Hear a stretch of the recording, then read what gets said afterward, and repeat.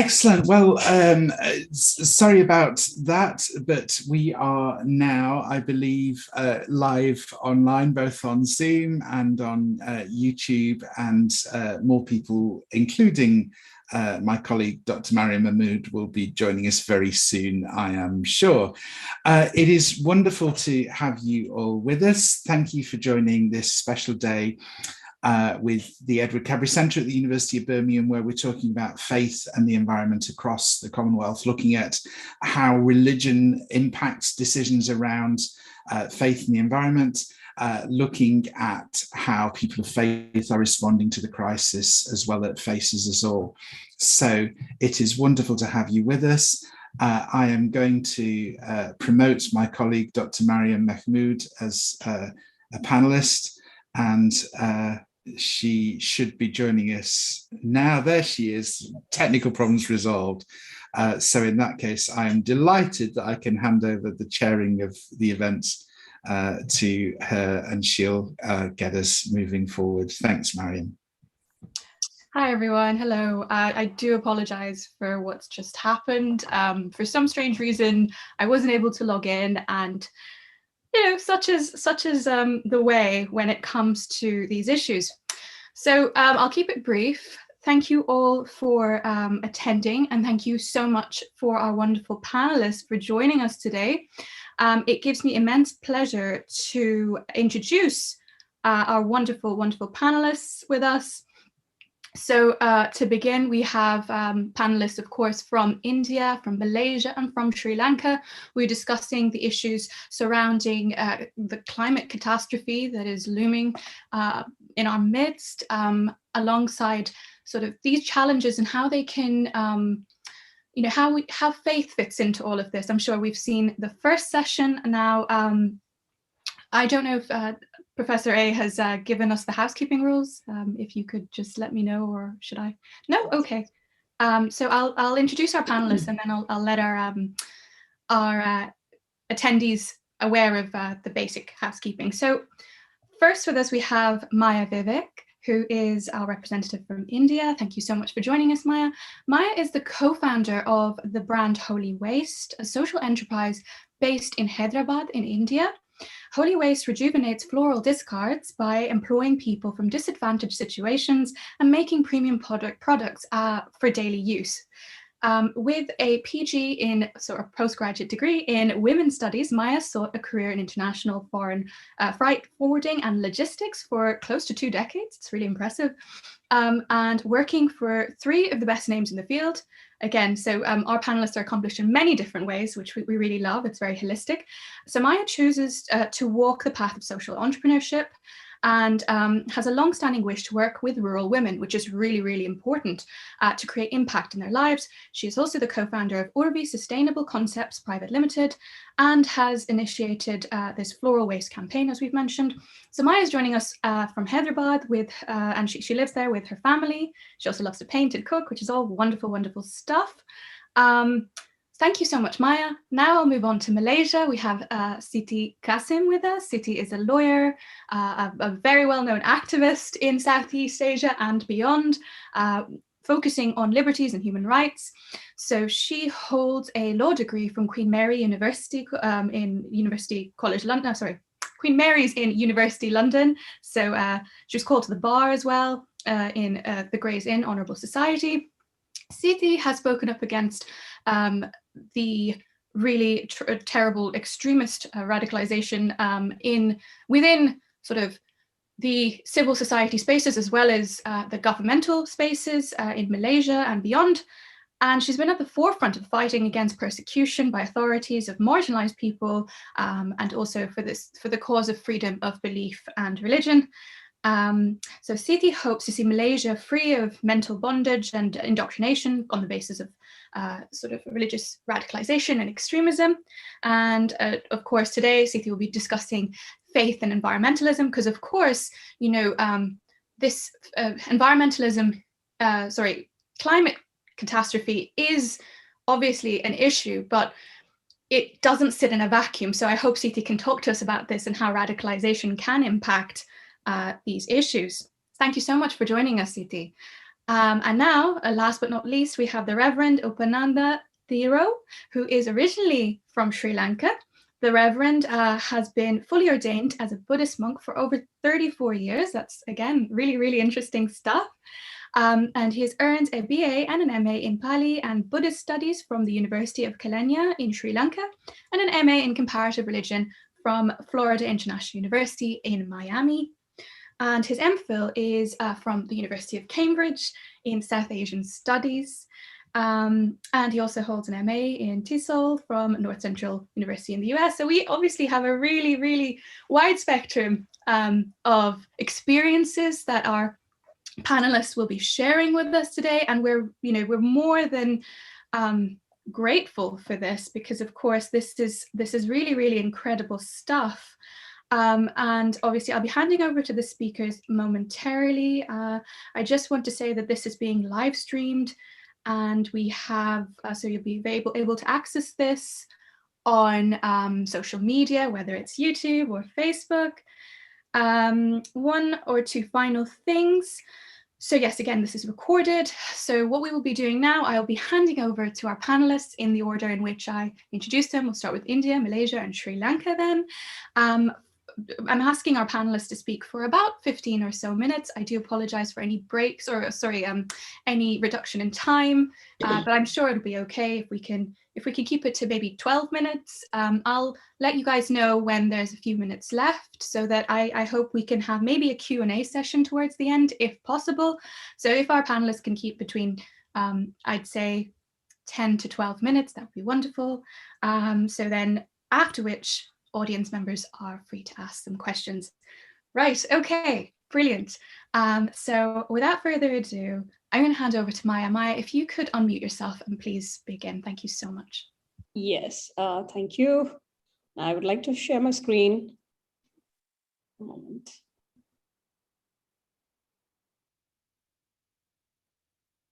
I hope that's visible. Yes, that's visible. All right. Okay, greetings to all of you. Adab, namaste, ayubowan, and Sat Sri Akal. So as you hear, everything means one and the same, well, almost, right? Okay, disclaimer first, I do not belong to any religious body. I am a follower of faith, Hinduism, and however, my work gets me closer to, faith and environment, incidentally, and that's the reason why I'm here. Holy Waste is the venture we began, and as you can see, we have a vision and mission to transform flowers, which will in turn transform lives. And in the process, we would want to make a sustainable impact in the lives of women who are associated with us, and not to mention the environment through them. So look at this particular chart that I have here. I mean, I have not really put in what or which religion talks these things.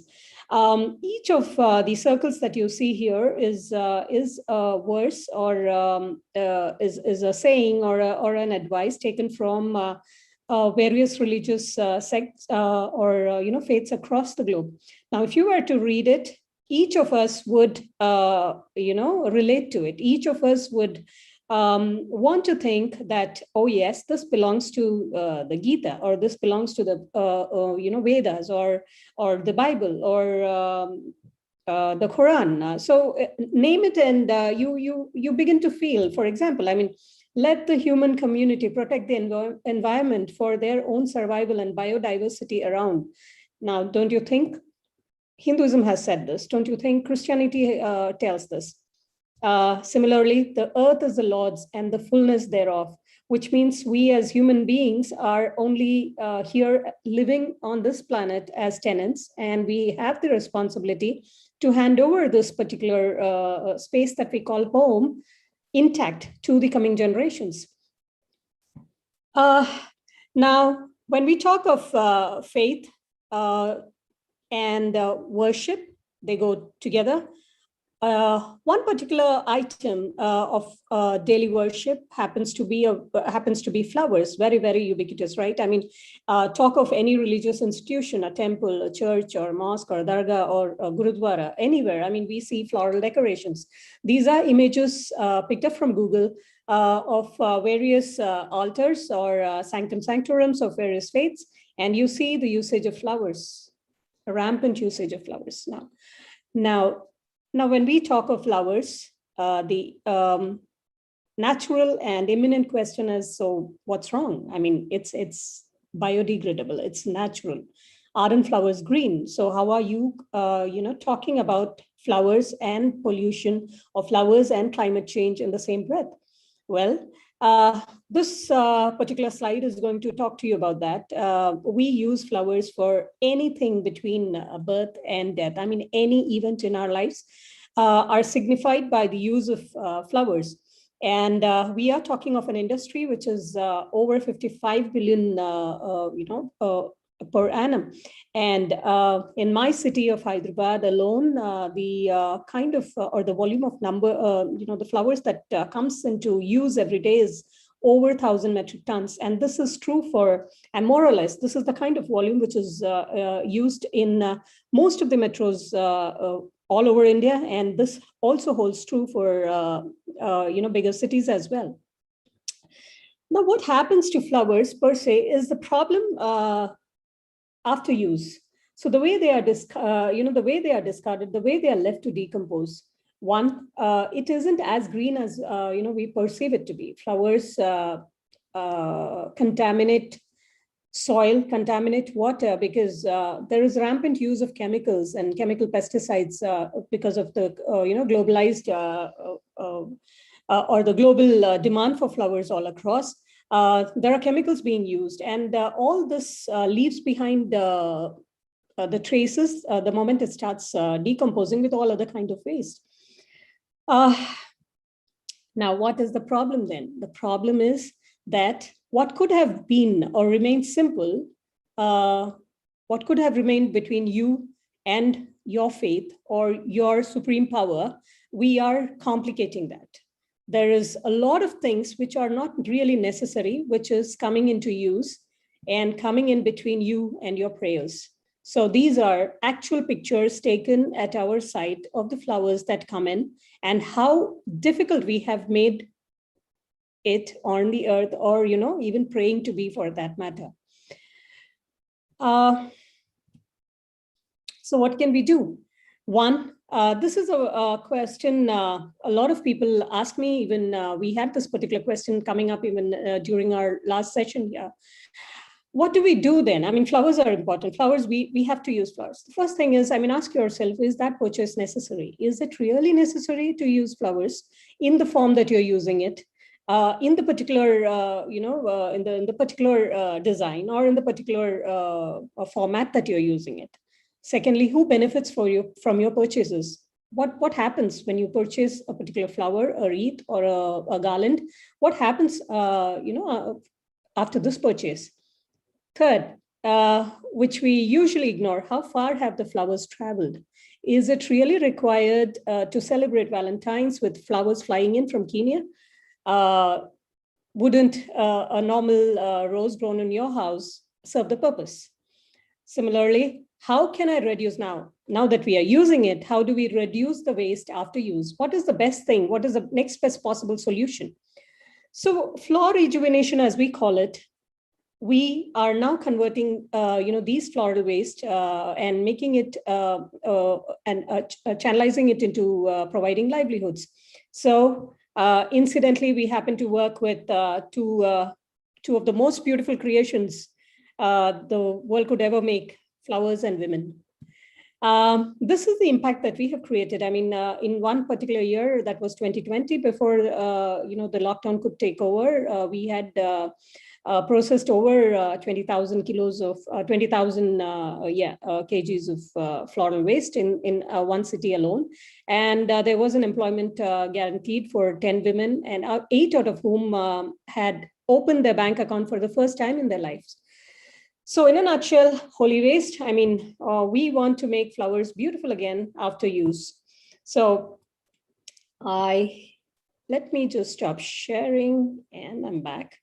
Yes, so this is what we do, and we believe that faith definitely can make a lot of change, can impact the way we worship, the way we pray, and the way we consider what environment is and what and what we can do to the environment. So it's my earnest request to change makers here who could influence people in their religions to please take it up and convey this message. That's all from me. I'm open to questions. Thank you so much, Maya, for that wonderful, really uplifting and inspiring talk. It was nice and sweet and short, but also I think, so thank you for that. But also the fact that you said, women and flowers, I thought that was a beautiful way to construct it. And you're doing so much more, you're empowering these women on so many levels. And I think towards the end, when we have a chance to ask these questions, I'll pose a question as well about rural women. I just want to remind our attendees that the Q&A box is always open. So at any point, if you have a question, please feel free to write your question down and we will take questions at the end. Now I'm going to hand over to our second panelist, Siti Kasim, if you could begin your talk. Thank you, Dr. Mariam. Since our friend took only 7 minutes, maybe I could just go on a little bit, taking her time. Anyway, for the start, I will say that I believe all religions believe in respect for creation and the environment. Islam is the official religion of Malaysia. Majority of Malaysians are Muslims. We even have a government who labeled Malaysia as a Muslim country. Never mind what our constitution says, though. That's for another webinar. Now, Islam believes human beings have the role of guardianship or khilafah of the planet. One of the central pillars of Islam is Tawheed. This concept of oneness is reflected in Allah's creation. Human beings and nature form one whole that humans must preserve. Allah created the earth and all that is in it, including animals and its resources. It is people's heritage. This is written in the Quran, chapter 6, 165, chapter 2, 256 to 7. The Muslim Declaration at Assisi in 1986 states that Allah created plants and animals and gave them the ability to reproduce before He made humans. Human beings must respect their role in creation and the rights of other creatures. Islam, the word, means both peace and submission. It is only when humans submit to the will of Allah that they find peace within themselves and with the rest of creation. Human beings are free, but this freedom includes recognizing and accepting what Allah has given, including the gift of creation.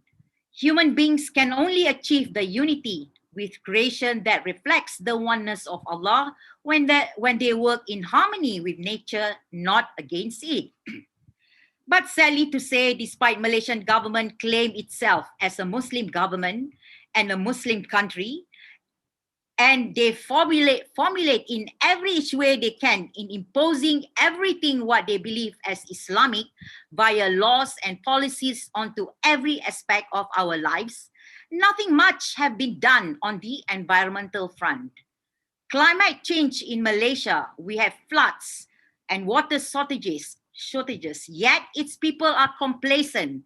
Sea levels and temperatures are rising, but most Malaysians don't link this to climate change, and even fewer care about the issue. Experts say it is time the country adapted to a phenomenon that will only grow. We face crunch time for climate change or climate action. We have less than a decade left to achieve the massive global goal of halving carbon dioxide emissions by 2030. If not, we risk global temperatures rising above 2 Celsius, beyond which scientists have warned climate change may be irreversible and catastrophic. The special report on global warming of 1.5 Celsius released by the Intergovernmental Panel on Climate Change, the IPCC, on 8 8 October 2018 identified Southeast Asia as among the regions that would be the hardest hit by climate change in the near future. Specific negative effects for Malaysia would include changes in rain patterns, rising mean sea levels and related coastal flooding, and more frequent extreme weather events. In 2019, CO2 emissions per capita for Malaysia was 7.67 tons of CO2. CO2 emissions per capita of Malaysia increased from 1.32 tons of CO2 per capita in 1970 to 7.67 tons of CO2 per capita in 2019, growing at an average annual rate of 3.79%. Mitigation of and adaptations to climate change in Malaysia revolve around policy setting, enactment of laws, formulation and implementation of plans and programs, as well as global and regional collaborations, particularly for energy, water resources, agriculture, and biodiversity. There are apparent shortcomings in continuous improvement and monitoring of the programs, as well as enforcement of the relevant laws. During the United Nations Conference on the Environment and Development, UNCD or Rio Earth Summit, back in 1992, Malaysia pledged to keep 50% of its total land area under forest cover. Malaysia has also gone on to sign and ratify the UNFCCC and the Kyoto Protocol and other related agreements like the Vienna Convention for the Protection of the Ozone Layer and the Montreal Protocol on Substances that Deplete the Ozone Layer. These ratifications, however, were only weakly supported by national policies. The question on environmental protection remained a particularly sensitive one in Malaysia, highly politicized and part of a much larger debate over resource allocation. Only in 2002, national policy on the environment was enacted. We even have currently a Minister of Environment who is from a religious political party called Parti Islam Se-Malaysia, or in short, PIS, but they call themselves as PAS. He even said just in April this year that Malaysia is not vulnerable to climate change. He knows zero, I guess, on what is happening with climate change, and he is sitting there not because of merit, but through political manipulation. Well, that is another webinar topic. A new algorithm-based study by a group of UK universities has predicted that 63 countries, roughly half the number rated by the likes of S&P Global, Moody's, and Fitch, could see their credit ratings cut because of climate change by 2030. Malaysia's credit rating to be among hardest hit by climate change, the study warns. Researchers from Cambridge University, the University of East Anglia, and London-based SOAS looked at a realistic scenario known as RCP 8.5, where carbon and other polluting emissions continue rising in coming decades. They then looked at how the likely negative impact of rising temperatures, sea levels, and other climate change effects on countries' economies and finances might affect their credit ratings. The hardest hit countries included China, Chile, Malaysia, and Mexico, which could see 6 notches of downgrades by the end of the century, as well as the United States, Germany, Canada, Australia, India, and Peru that could see around 4. Ministry of Natural Resources and the Environment, MNRE, was established in Malaysia. For all the benefits of a separate and empowered ministry for environmental issues, the MNRE largely perpetuated the traditional emphasis on exploitation and wealth creation, with its ministers continuing to push the argument that land and forests are national assets which must not be left dormant. As a result of this, Malaysia's economy, fueled by the abundance of natural resources and raw materials, continue to experience significant surges of growth and progress despite this roughly business as usual approach.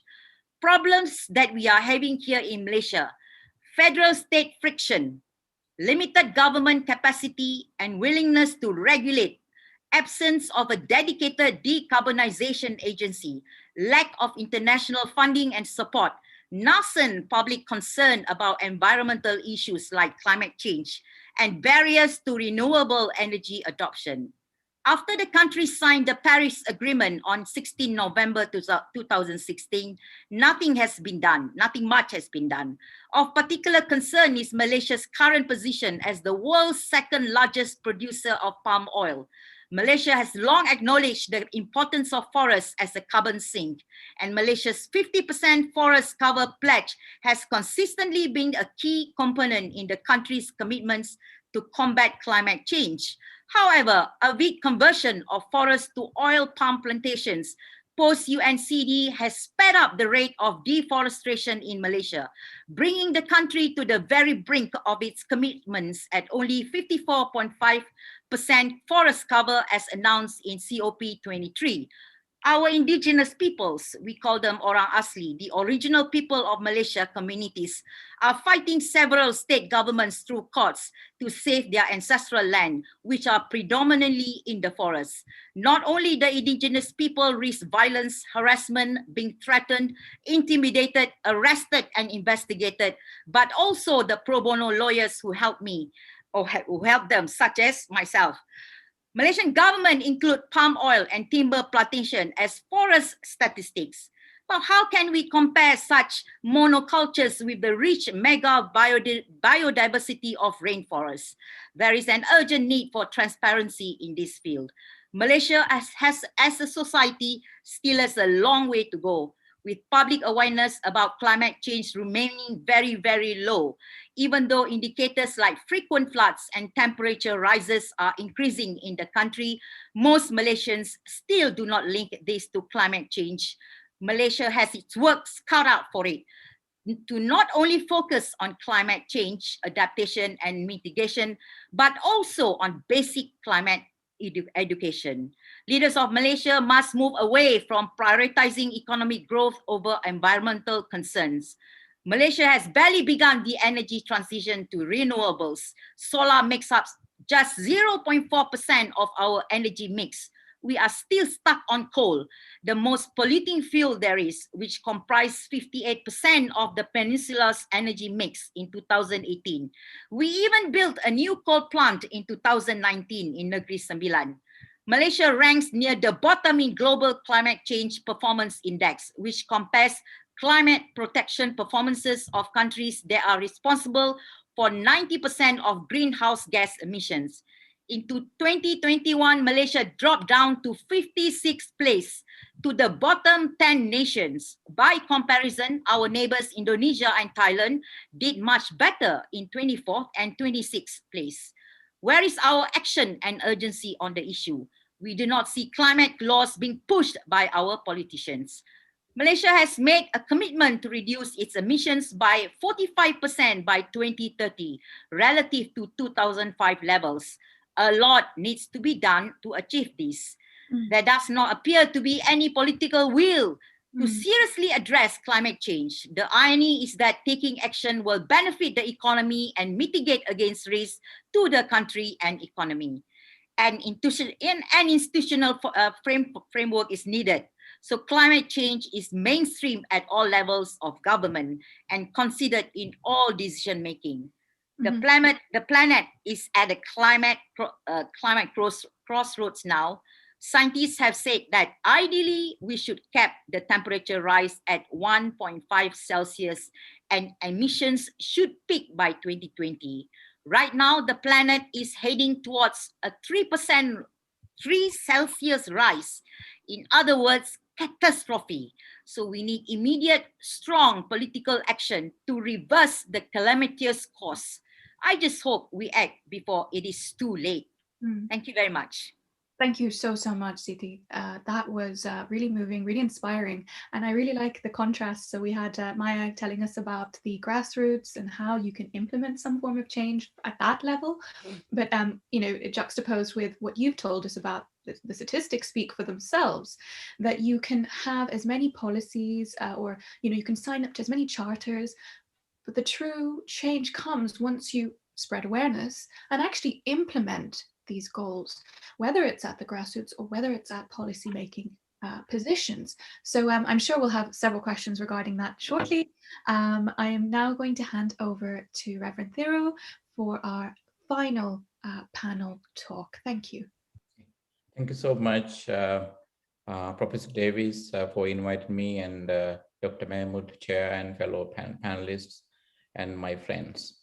So to me, faith and environment is a huge topic, so that I thought I should narrow it down to a small theme. So the theme that I selected for my speech is eco-conscious living and individual and collective responsibility thereof in Buddhist perspective. And I'm from Sri Lanka. So Buddha taught the world the importance of eco-conscious living by living an eco-conscious life himself. Eco-conscious living is the quintessence of Buddhist spirituality. Throughout his teachings, Buddha has emphasized that prosperity of mankind depends on his harmony with the environment.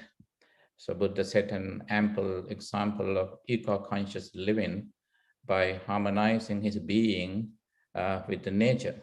He was born under a tree in a garden, gained enlightenment in the shade of a tree close to a river, and passed away in the garden. And he set an example of respect in the nature by paying gratitude to that tree for the protection it provided him in attaining his spiritual enlightenment. Forests, groves, gardens, and caves were his dwelling places. And human greed is the bane for the environment. A well-known Buddhist discourse, the Rattapala Sutra, gives a clear-cut description of how human mind tends to consume the environment. And it says that human beings can easily become careless slaves to their own craving and opportunist masters against the environment. According to the same discourse, a human mind easily tends to complain that the resources of the nature are insatiable and insufficient for use. And according to the Buddhist story of the genesis of humanity, narrated in another well-known Buddhist discourse, the Aggañña Sutra, even early humans started causing harm to the environment by fighting over property ownership, even though they had resources in abundance. Millennia ago, the world was not so populated. Yet, humanity has unsatisfied greed since its inception. In order to rectify human behavior, precepts were promulgated by leaders of the early human society. So as humanity grew and survived over millennia, since its genesis, its members slowly started over-consuming the environment. In the Buddhist sense, human being is the nature's worst enemy, I would say. Deforestation across the world is proof enough that humans are driving themselves to the brink of extinction. In the Dhammapada verse number 283 and 284, Buddha asked the humans dwelling on the earth not to destroy trees, but to destroy the weedy growth of greed in their psyche.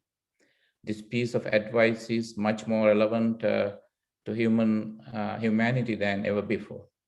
Deforestation is already causing climate change, desertification, sharp reduction in crops, flooding, soil erosion, and greenhouse gas in the atmosphere.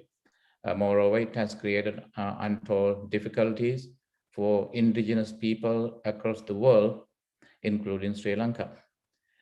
Several months ago, the chieftain of Sri Lanka's indigenous people, Mr. Uru Warige Wanniyalatho, filed a writ petition in the Court of Appeal challenging the use of lands for industries.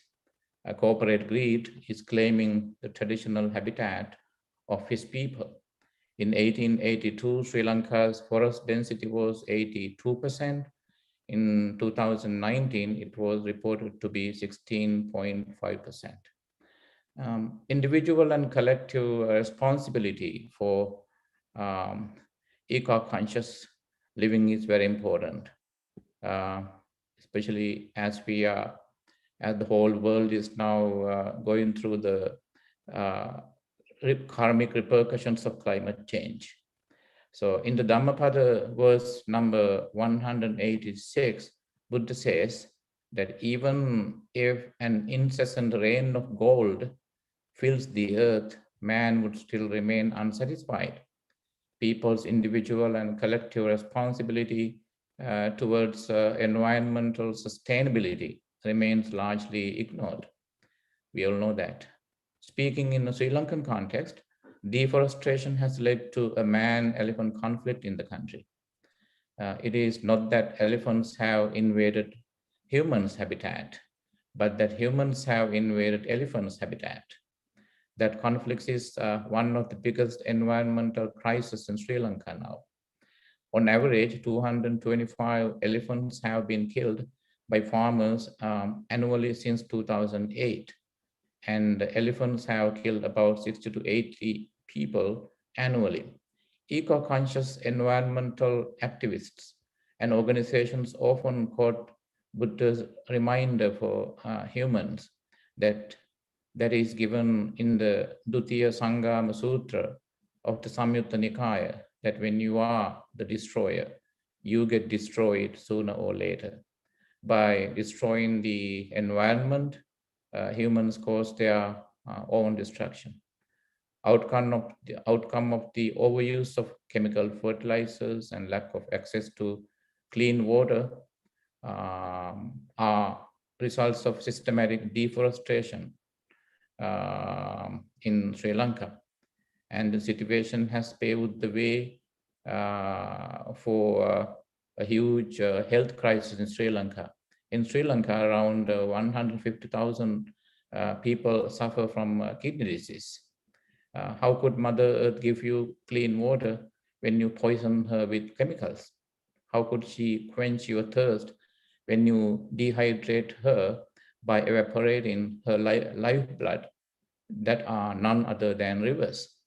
The message from the nature is clear, that by destroying the environment, humans destroy themselves. Sri Lanka is now in the middle of introducing organic farming and is considering new legislation to safeguard the remaining rainforest. Last but not least, let me touch on a very special ritual taking place in Sri Lanka nowadays. That is called the tree ordination ritual. Recently, eco-conscious environmentalists led by Buddhist monks revived an old Sri Lankan sacred ritual of tree ordination. In this ritual, tree trunks are wrapped with pieces of saffron-colored cloth that are used for making holy robe of Buddhist monks. Being ordained, the trees become sacralized. This is an innocent effort to teach the society that the environment is sacred. Finally, I would like to end my speech with a quote from the Vasala Sutra of the Pali Buddhist canon. It is not by birth, but by action that one becomes a villain or a saint. Those who destroy the environment are villains, aren't they? Thank you very much. Thank you all so much. Thank you, Reverend Thiru. That was very succinct and rather poetic, actually, how you talked about Mother Nature and this karmic, almost, this idea that the destroyer, you become the destroyer, you're destroying it really, it's also interconnected. I find that with all of the, the talks we've had today, from the practical, the philosophical and theological, as well as the policy side of things. So it's all very interesting. It's very fascinating. I think now we're back on time, which is great. So we have about 15 minutes. there are some questions. So I think the first question we'll hand to Maya. So Maya, again, very interesting and thought-provoking presentation. I think one thing I'd like to question you about is the practicalities of implementing these, not implementing rather, but approaching rural people with your amazing project. So essentially, how do you engage with women in these sort of pockets of society? Does it require some form of incentivizing in a way? Obviously, I'm assuming these women are quite practicing religiously, whether it is at the mandirs or the mausoleums, because, you know, India is a very diverse country, or even the gurdwaras. So when you go out there and you have to talk to them, and you're trying to gain their trust, how do you do that? How do you like have like a whole group of people? So it'd be interesting to hear the process of engagement. Yeah. So one is we go with the conviction that women and environment run together. I mean, and they are probably the best safekeepers or the security guards for the environment. The lives are intertwined.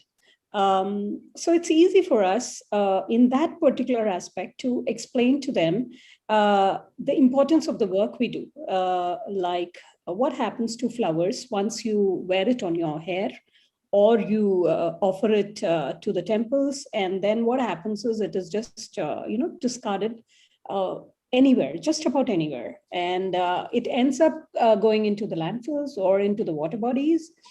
And the first person to really be affected by by this would be a woman, invariably, mainly because she is probably getting the water for her household requirements. She is probably using that particular water for the house.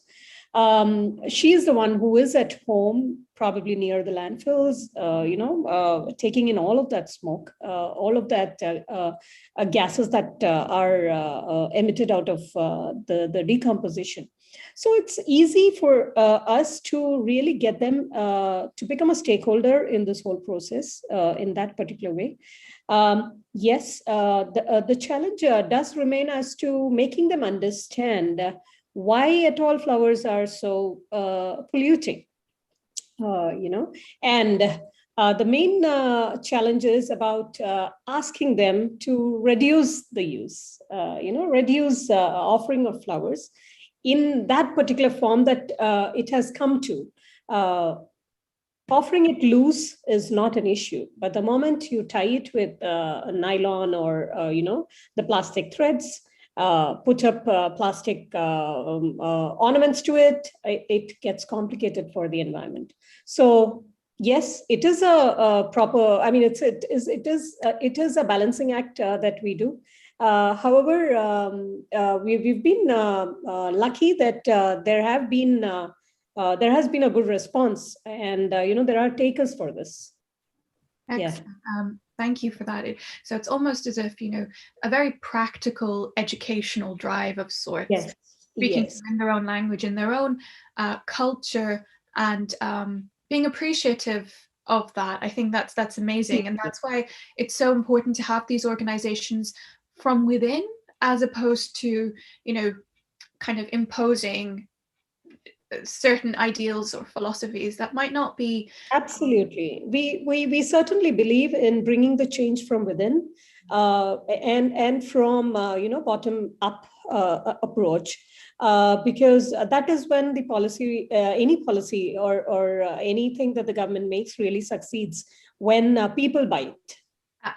Absolutely. And then there's this guilt of sorts that reducing the flowers might, the blessings might be reduced. So these are the sort of obstacles that maybe a relative outsider might not be able to understand as fully. Yes. Thank you for that, Maya. It's really really nice to know. Hopefully we can pick your brain at another time as well to develop this further. I would love to, actually. So I think now the second question I'd like to pose to Siti. You mentioned in the beginning of your talk, you summarize it quite succinctly, and it seems so simple, you know, this Islamic perspective on environmentalism. If only others would approach it in a similar manner. So my question now to you is about faith leaders on the ground in Malaysia. You talked an awful lot about the government, but of course there is this porous boundary, I'm sure, in a lot of Muslim majority states where you have,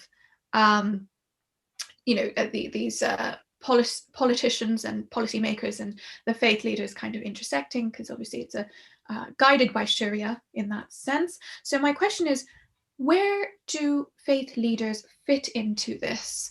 What role are they currently playing? Are they aware of these issues?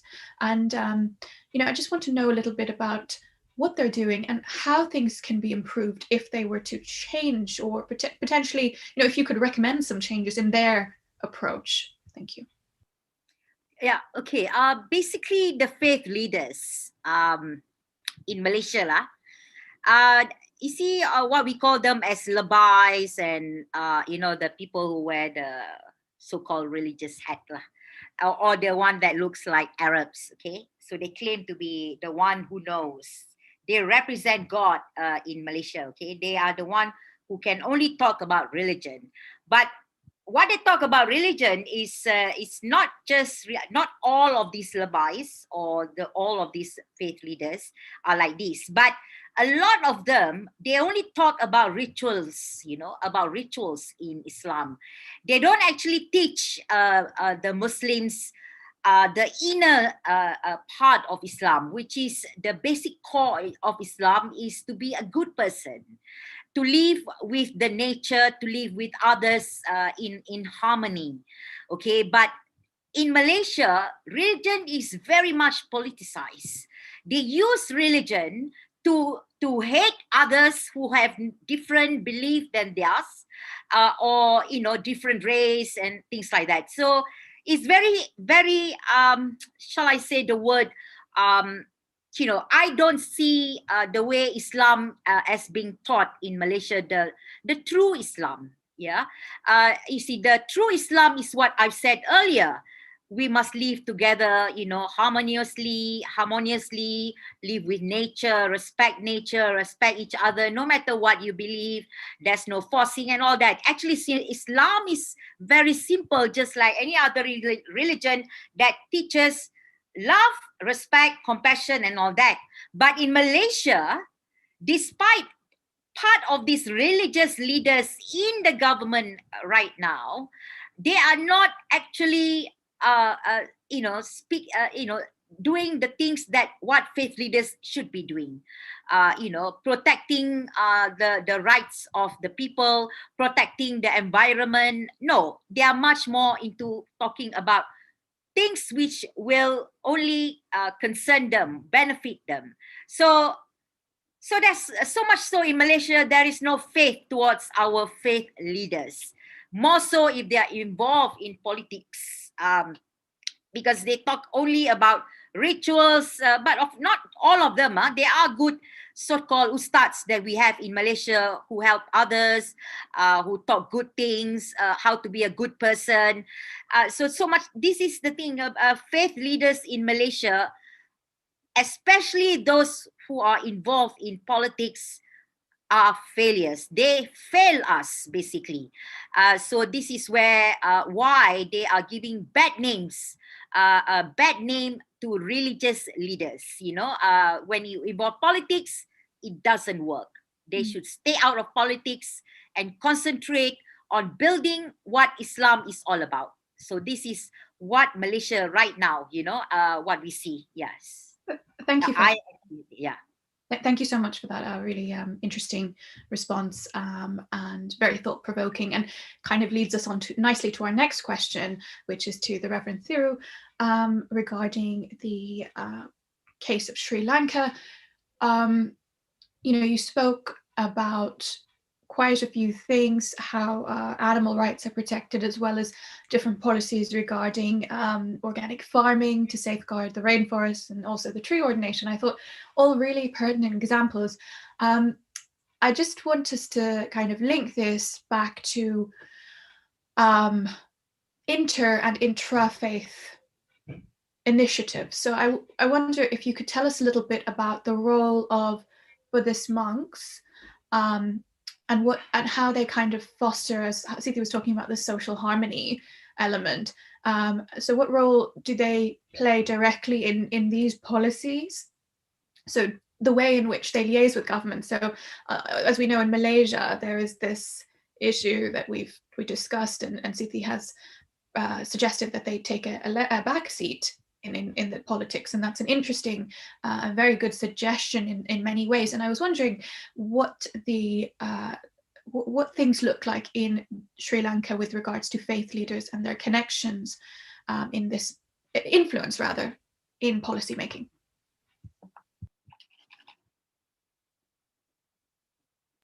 Reverend, you're muted.